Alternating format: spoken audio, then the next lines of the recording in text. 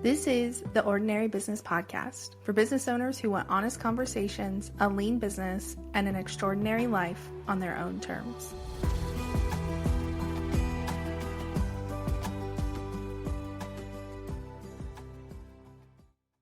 Brittney, what is your go-to latte order?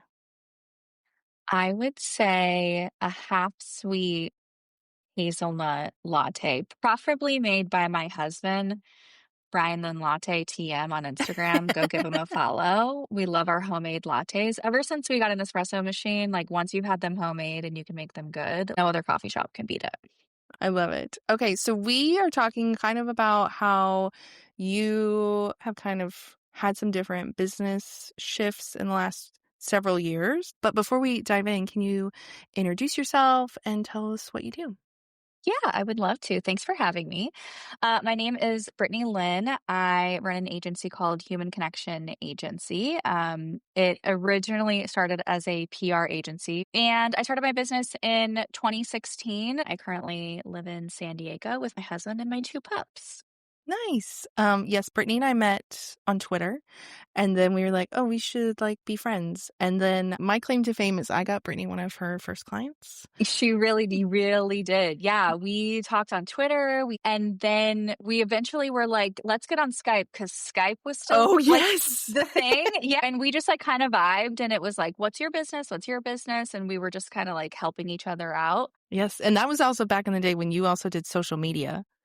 Oh, well, okay, yeah. In the very beginning, I was literally doing anything that anybody would pay me to do that was, above board, of course. Okay, so let's start there. What did your business look like 5, 6 years ago versus, what it looks like now? Yeah, so it looked pretty different. So the first year of business, I was kind of doing anything, everything, just kind of getting my feet wet. About a year in is when people really started to come to me first for podcast pitching. And so that kind of started to become a more popular thing. And then it grew into kind of all PR facets. So publications, TV, local, national TV. The fun PR stuff, the flashy PR stuff. And so then I got to a point in 2018, and again, I was doing it all by myself, essentially.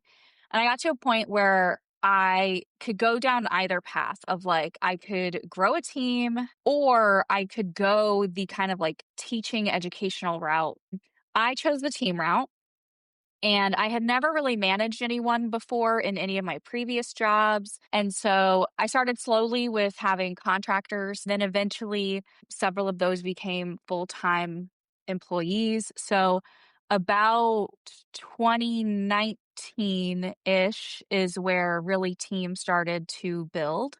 2020 happened, and then I lost half my business in a week. About half my clients were brick and mortar shops. So then I pivoted a little bit. I was able to keep business afloat, and I was really I didn't pay myself during that time. I told my team, I was like, I'm going to try my hardest to keep you for as long as I can.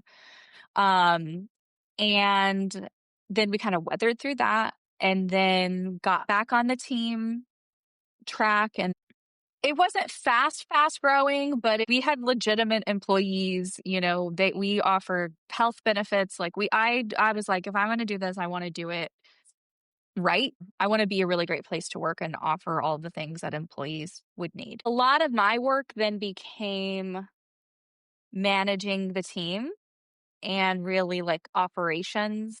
So that was growing and growing. And then 2022 happened, and the first 6 months of 2022 were, I would say, probably the hardest in business that I had. Anything and everything that could go wrong went wrong. It was just every morning I would wake up and it would be what is the fire that I have to put out today? Oh, by the way, in 2022, my husband and I and our two dogs lived in a converted Sprinter van full time. So we were traveling full time, had no home base. So June 2022, so the first 6 months, and then we're finally turning a leaf in July. And I was like, okay, let's the last 6 months of the year, we're going to start over. We're going to do this My dad gets admitted to the hospital at the end of July, and then he passes away 3 weeks later.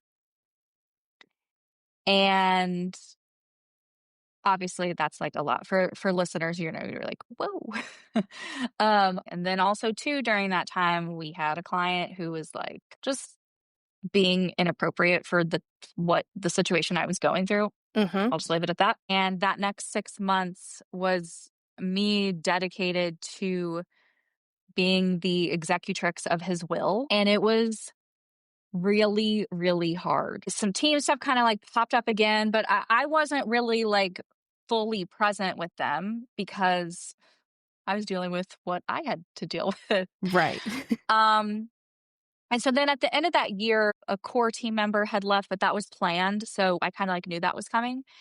And then at the end of the year, it just so happened that the remaining team members were going to pursue other opportunities.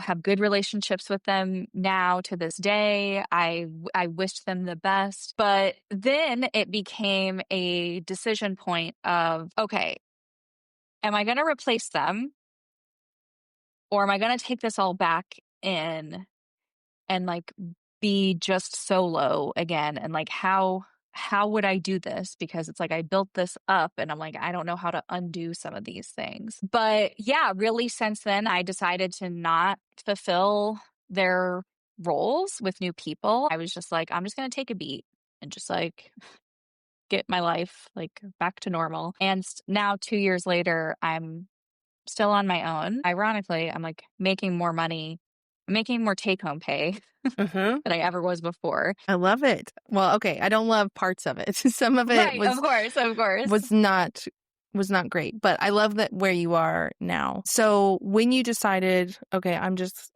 pause and gonna stay solo, what kind of fears and doubts came up? And were you relieved? I really detached my ego from the decision I was making. I think because at the same time I was going through that situation, I just like did not care what anyone else thought. So I don't think I had fears or doubts.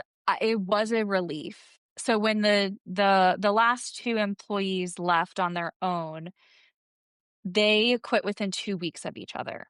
Mm, That was that was not expected. Is I didn't, like, know that that was coming. And so probably from the outside, it was like, "How are you not, like, spinning out?" And I probably spun out, like, the day that they put in their notices, and then it was like I slept on it, and it was then I just woke up and was like, "Okay, I'm just gonna do this on my own now." I think that for me is very relatable because I have lost my mom. Mhm. And so I definitely know the perspective that it gives. Like, why am I stressing about an email?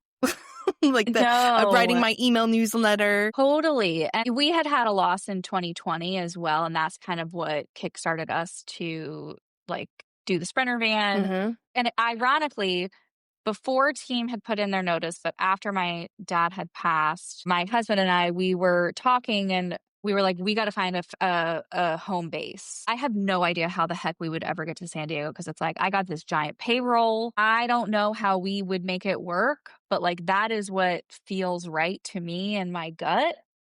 And we will figure out how to get there. Mm. And then lo and behold, 4 months later, it was like, Here you here it go. is. Like, this is how you're going to get there. You're not going to have this payroll anymore. And again, I could have decided if I didn't listen to myself, I could have decided, well, I got to fill their roles and I got to keep that going. And I was just like, I can't do that. I got to Mhm. pause at least.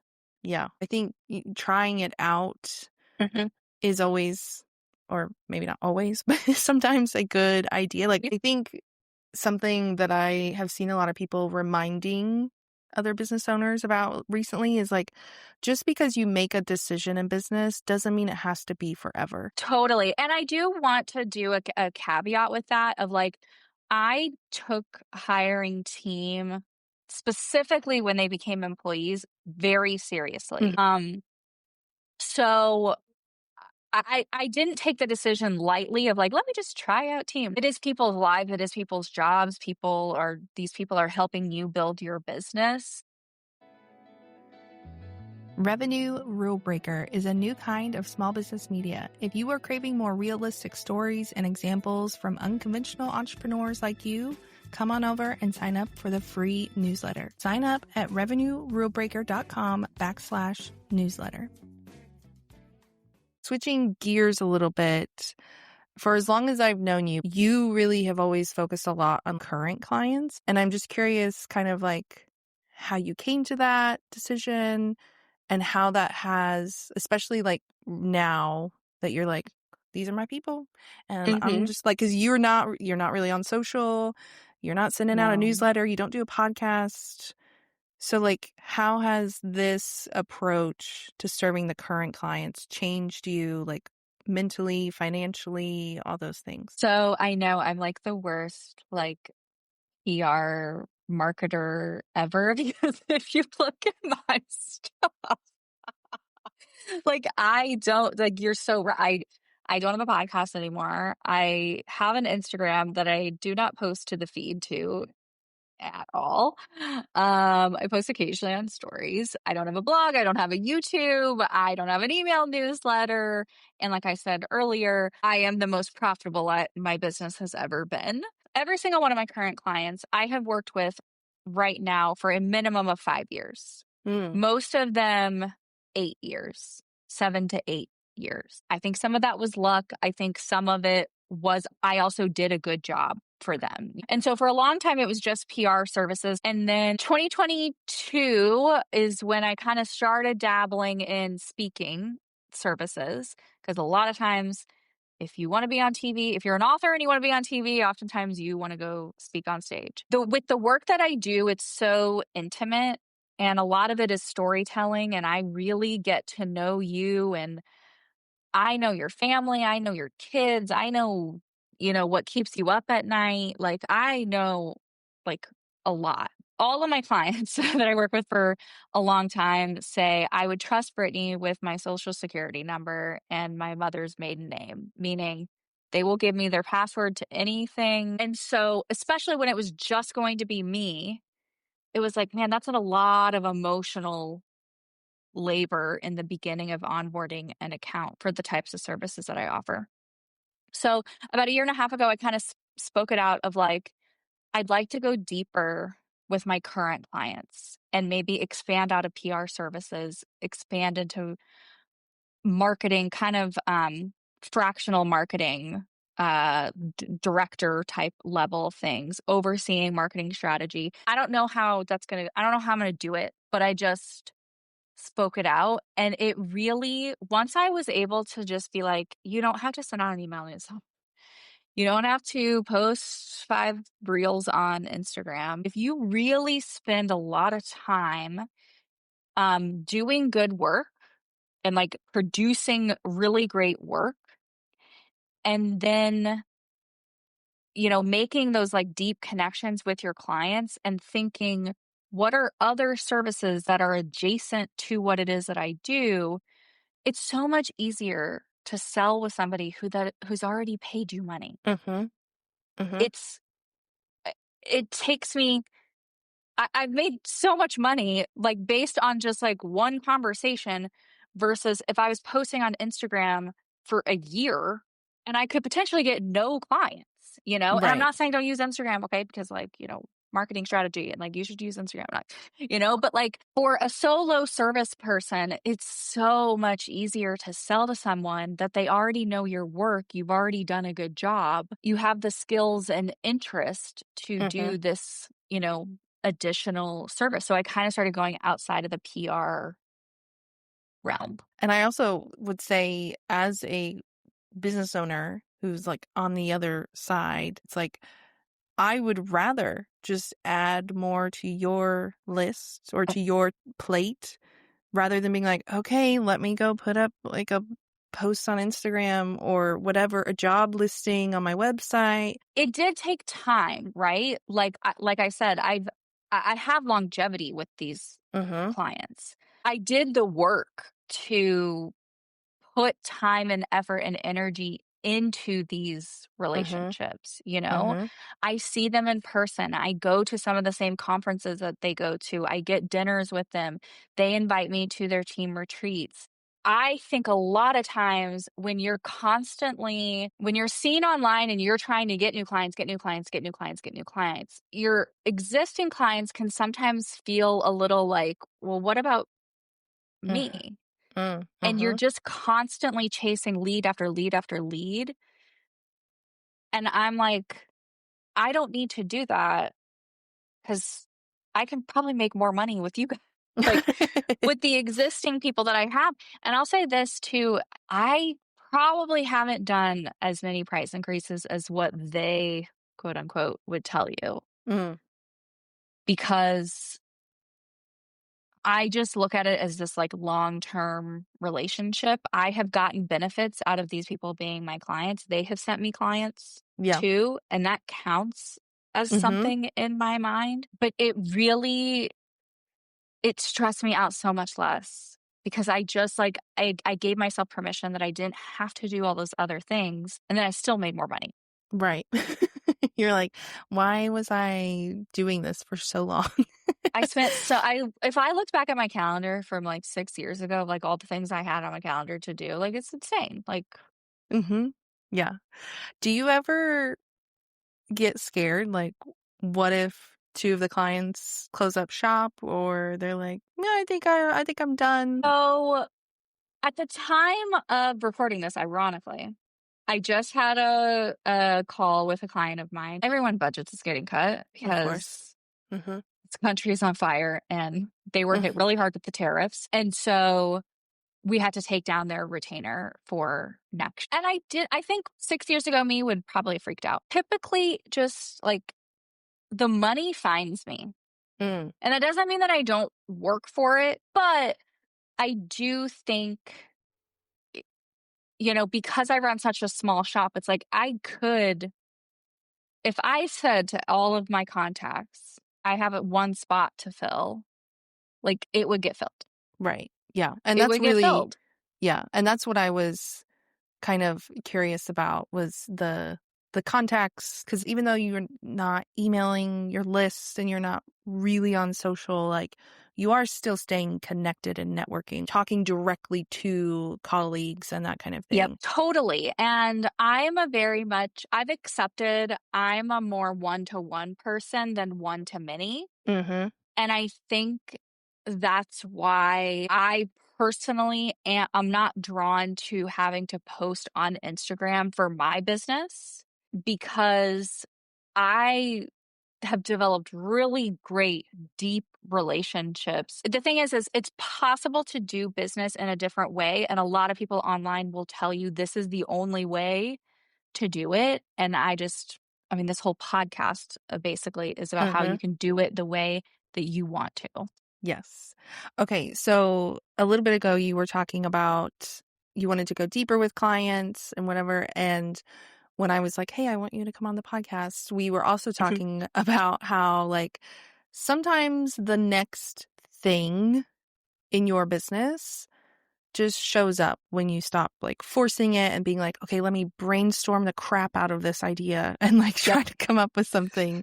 Yep. So, can you tell the listeners kind of, like, what this looked like for you in real time and kind of, like, how the next thing kinda came about?